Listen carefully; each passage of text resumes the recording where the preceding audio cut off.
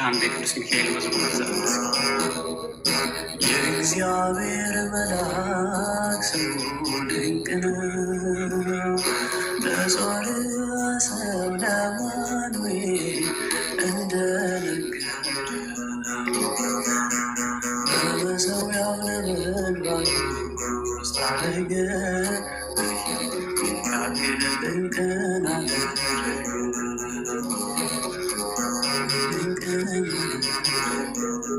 ከዳን ወገን የሆነ በእግዚአብሔር ያመነ አማኑኤል የሚባል ሰው የጌታ መልአክ ታየው። ሚስቱም መካን ነበረች፣ ልጅንም ያልወለደች። ሚካኤል ተገልጦላት በዘር የእግዚአብሔር መልአክ ስሙ ድንቅ ነው፣ በወፍራን ባለ ጌዴዎን እስራኤልን ከምድር ታደገ። ሚካኤል ድንቅን አደረገ።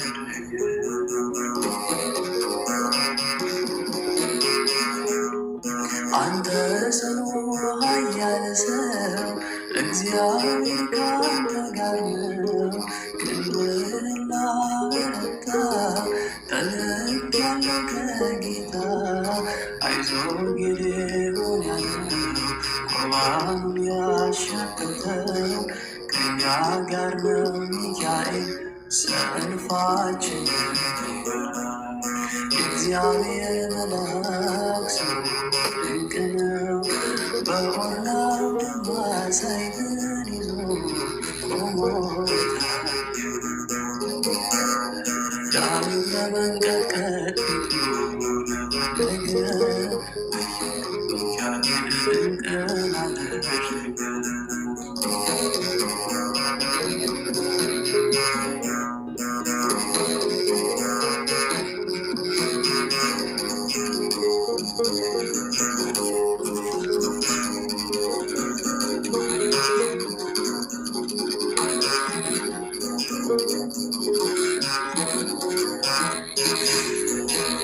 ወስብሐት ለእግዚአብሔር። ዲያቆን ቢኒ ይቀጥሉልን።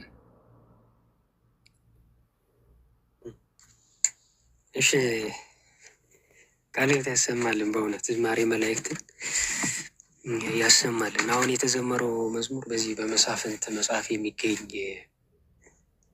ታሪክ ነው። የምድያማውያን እየመጡ የደረሰ መኸራቸውን የሚወስዱባቸው ነበሩና እነ ጌዴዎንን በእርግጥ መዝሙሩ ብዙ ቅዱሳን መላእክት የረዷቸውን ቅዱሳን አባቶቻችንን ነው የሚናገረው፣ የሚያትተው የእነሱን ታሪክ አንስቶ ነው። ግን በተለይ በዚህ በኦርና በተባለ አውድማ ጌዴዎን የተባለ እግዚአብሔር ሰው እግዚአብሔር ሲመርጠው እሱ ፈርቶ ያንን የእነሱን የራሳቸውን የደረሰ መኸር አጭዶ በአውድማ ቦታ ተቀምጦ ነበረ። ተደብቆ በዋሻ ይወቃ ነበርና የእግዚአብሔር መልአክ ተገልጦ ጌዴዎን ተጠርተሃል፣ እግዚአብሔር ይፈልግሃል፣ ሕዝቡን ነፃ እንድታወጣው መስፍን አድርጎ። እንግዲህ በእስራኤል ላይ ከተሾሙ ከንጉሥ ከመሾሙም በፊት እስራኤል በደንብ መጀመሪያ ከኢያሱ በኋላ የምትመራው በመሳፍንት ነበር። ብዙ መሳፍንቶችን አስነስቶ ነበረ እንትን የሚላቸው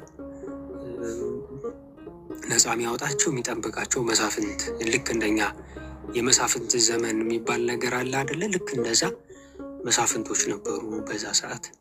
እና አንዱ ጌዴዎን እንግዲህ ጌዴዎን ምናልባት ሁላችንም አንድ ዝም ብሎ በተባራሪም ወይም የሆነ የወጣትነት ዘመናችን ላይ የሆነ ፊልም አይተናል። 300 የሚል 300 በጣም የጸኑ ወታደሮች የማይፈሩ ወደፊት የሚሄዱ ወደኋላ የማያፈገፍጉ እስከዛሬ ድረስ ለእስራኤላውያን የጦራቸው ስትራቴጂ ሆኖ አንዱ የሚጠቀሙበት ትልቁ እነዚህ 300 የጌዴዎን ወታደሮች ናቸው። እና ሚካኤል መጥቶ ነው ያበረታው እና ይሆንልሃል ና ሲለው ጌዴዎን ለራሱ የሰጠው ግምት እነሱ ጦር አላቸው፣ እኛ አልተደራጀንም። በተለያየ ምክንያት እርስ በርሳችን በመከፋፈል ከእግዚአብሔር በመራቅ ጣዖት በማምለክ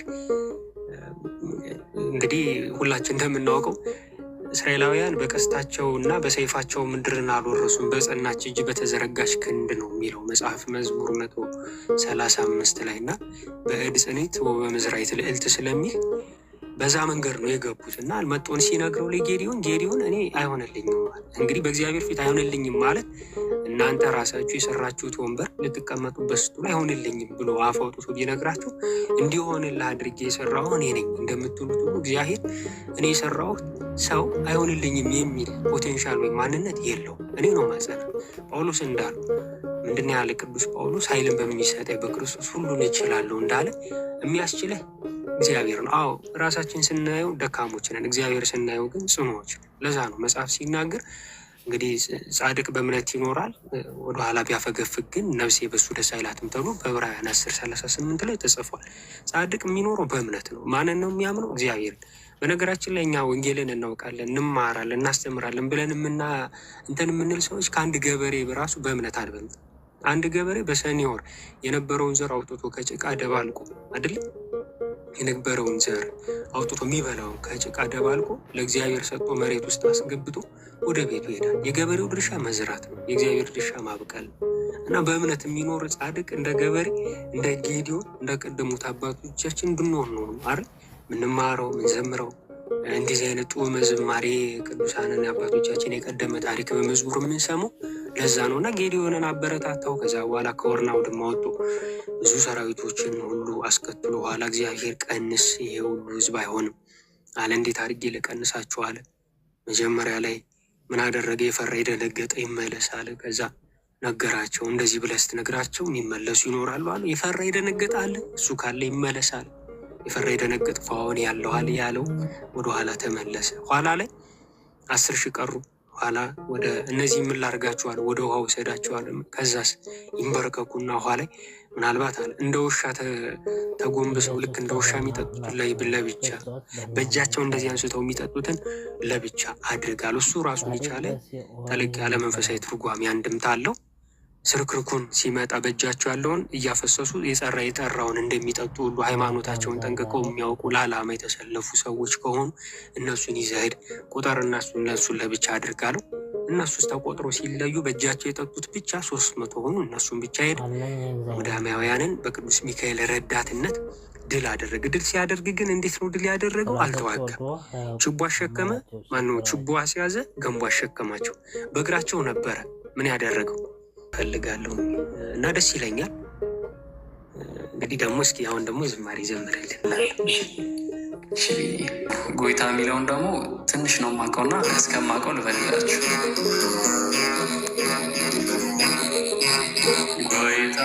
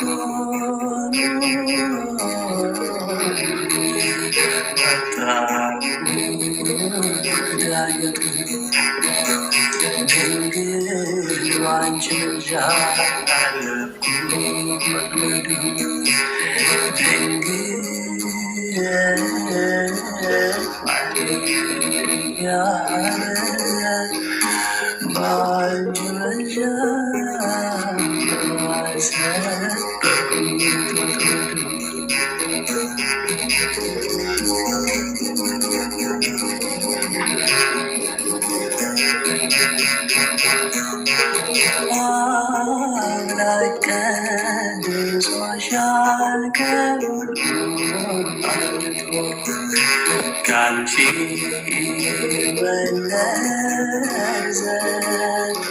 በአደም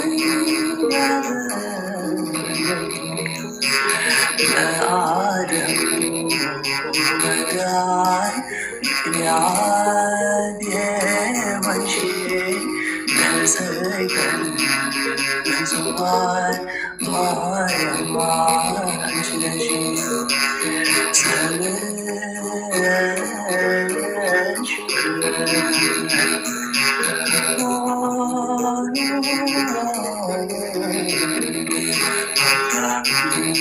ስለሽ ድንግል ባንቺ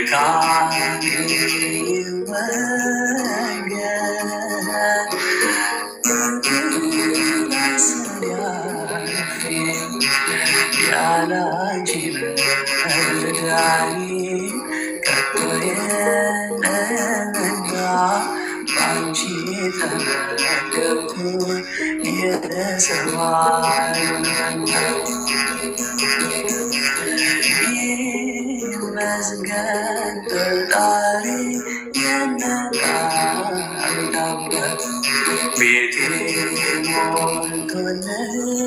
ሞልቶልኛል ባንቺ አማላጅነት አንቺን የተጠጋ በነፍስም በሥጋ በልጅሽ ይወርሳል የሰማይ ዋጋ። ዳግም እንዳልራ ነፍሴ እንዳትጠማ ከማይደርቀው ምንጭ ነሽ አግኝቼማማ ከቤትሽ ገብቼ ዕረፍት አግኝቻለሁ። እልፌ ተመልክቶ አዲስ ነግሬሻለሁ።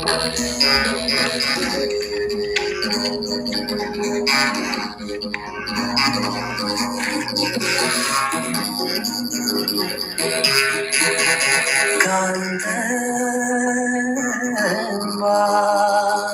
ዘንድ ዘመር እላለሁ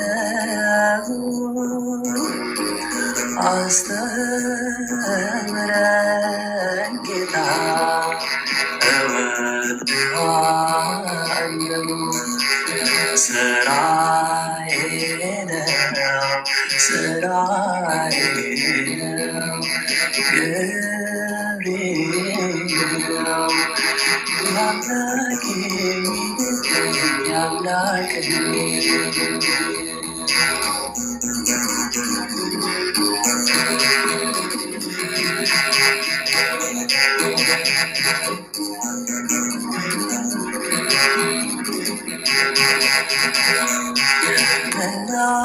መናገር አይደለም ወደ አንተ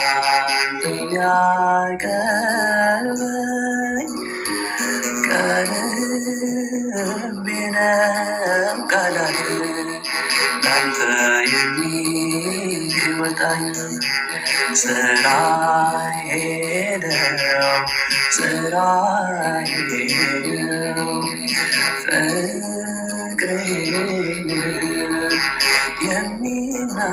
የሚናገርልኝ አምላኬ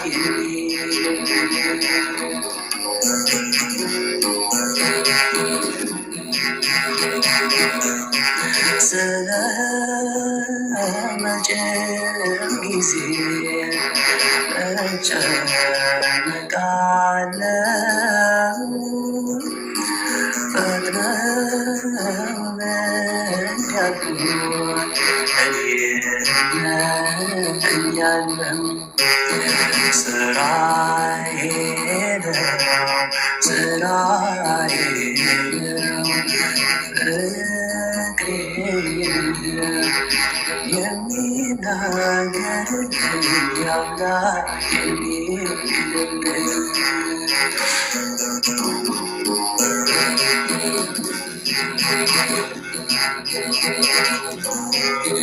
ስብሐት ለእግዚአብሔር። እግዚአብሔር ያክብርልኝ ሁላችሁንም።